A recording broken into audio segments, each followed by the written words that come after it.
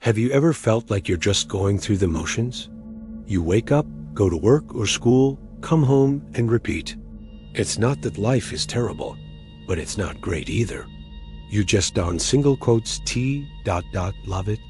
If this sounds familiar, you're not alone, and there's a deep psychology behind this feeling. Let's explore what's happening in the mind of someone who doesn't love their life, and more importantly, what we can do about it. One of the biggest culprits is something psychologists call a locus of control.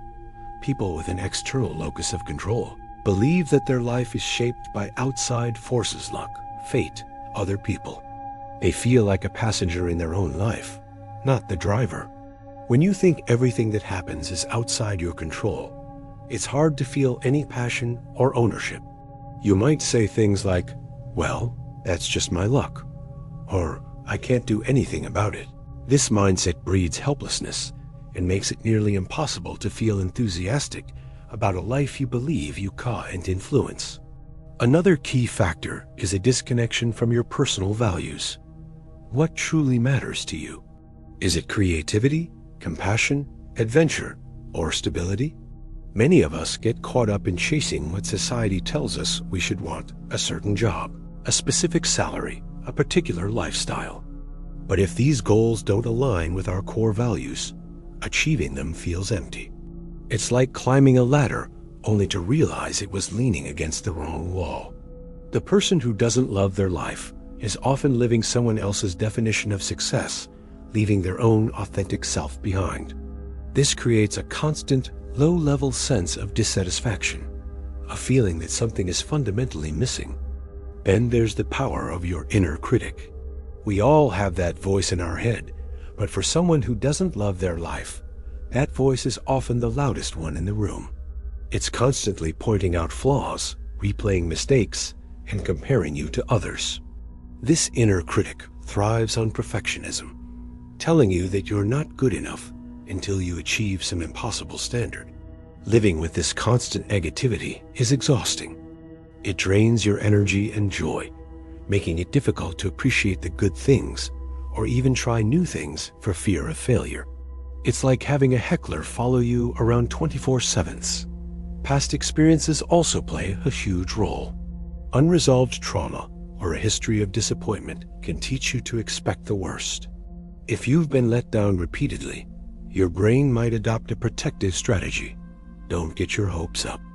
This self-preservation mechanism, while understandable, robs life of its potential for joy and excitement. You start to see the world through a gray-tinted lens, where everything is predictable and underwhelming. This is often linked to a state known as anhedonia, which is the inability to feel pleasure from activities you once enjoyed. It's not just boredom. It's a deep-seated lack of positive feeling. Let's also talk about a lack of meaning or purpose.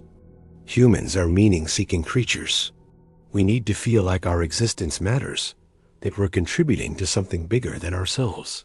When you feel your life lacks purpose, everything can seem pointless. This isn't just about having a grand, world-changing mission. Purpose can be found in raising a family, mastering a craft, helping your community, or even just tending to a garden. Without a why to guide you, the what of daily life feels tedious and uninspiring. You're just doing things without any real reason, which is a fast track to feeling disconnected from your own life. So, what can we do? The first step is to shift your locus of control from external to internal. Start small. Identify one tiny thing in your day that you can control. Maybe it's what you eat for breakfast, the music you listen to on your commute, or dedicating 10 minutes to a hobby. Each small choice reinforces the fact that you are the one in charge. This isn't about controlling everything, but recognizing your own agency. Keep a journal of these small wins. Over time, you'll start to retrain your brain to see yourself as the driver, not the passenger. Next, reconnect with your values. Take some time to really think about what lights you up. What principles do you want to live by? Write them down. Then look at your life and see where there's a mismatch. If you value creativity but work in a rigid data entry job, you're going to feel a disconnect. It doesn't mean you have to quit your job tomorrow. It means you can start finding small ways to bring that value into your life. Maybe you can take a painting class, start a creative writing project, or even find ways to be more innovative at your current job. Aligning your actions with your values is like giving your soul a compass. It's also crucial to challenge that inner critic. When you hear that negative voice, don't just accept it. Question it. Is it really true that you're a complete failure because you made one mistake? Of course not. Treat yourself with the same compassion you'd offer a friend. Practice self-compassion. Acknowledge the feeling, but then offer yourself kindness. Instead of, "I'm so stupid for messing that up," try, "That was a tough situation, and I did my best. I'll learn from it." This simple shift can dramatically change your inner world. To deal with the weight of the past, it's about processing, not just forgetting. If past traumas or disappointments are holding you back, it's incredibly brave and beneficial to seek professional help. A therapist can provide you with tools to work through these experiences in a safe and supportive environment. Remember, seeking help is a sign of strength, not weakness. It's an investment in your own happiness.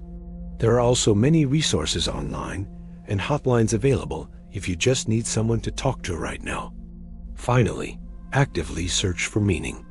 Your purpose doesn't have to be some grand revelation. It's often found in connection and contribution. How can you help others, even in a small way? Volunteer, mentor someone, or simply be a good listener for a friend. Meaning can also be found in growth. Learn a new skill, read a challenging book, or travel to a place you've never been. When you're growing and contributing, it's hard to feel like your life is pointless. You're actively creating your own meaning. Loving your life isn't a destination you arrive at one day. It's a continuous practice of making choices, big and small, that align with who you are and who you want to be. It's about taking back control, quieting the inner critic, honoring your values, and finding your own unique purpose. It takes work, but it's the most rewarding work you'll ever do. Thank you so much for spending this time with me. If this video resonated with you, please consider liking it and subscribing for more content on living a more intentional and fulfilling life. Take care, and I'll see you in the next one.